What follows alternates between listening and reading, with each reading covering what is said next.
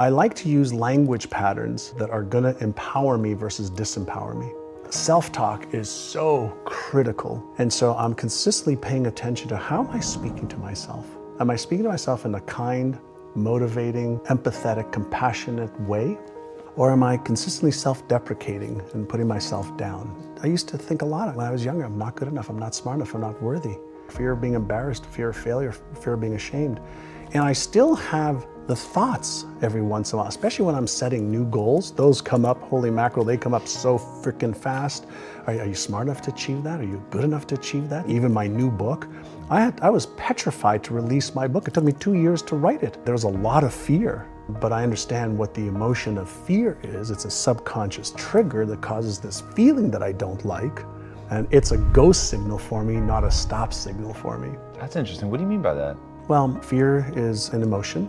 Emotions are all triggered at the subconscious level.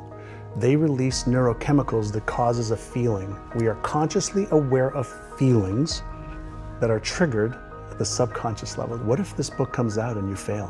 What if it's not good enough? What if? My brain's gonna process that the same way as your brain and everybody else's brain, because everybody's brain's the same. The mechanism of how the brain works, it's Einstein's brain, Hitler's brain, Genghis Khan's brain, Tom Bilyeu's brain, John Assaraf's brain, all the same functionality.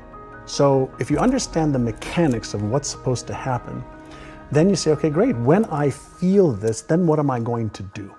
I like to use an analogy of a car. You're driving a car and you're talking to a friend of yours and a light pops up on the dash. You don't take a hammer and hit a light.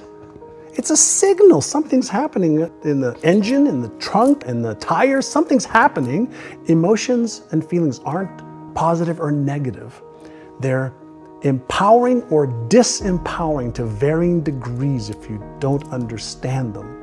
So the first thing you want to do is learn how to manage your mindset and what you focus on. Learn how to manage your emotions because they drive your behavior more than anything else. Because we move away from pain and we move towards pleasure, but we move away from pain 1,000 times faster. And pain wires in the brain faster for survival mechanisms. So purely from a neuroscience perspective, just understanding self, once you understand, oh, okay, this feeling is normal, okay, what should I do? And now you can start being progressive and make progress towards what you want.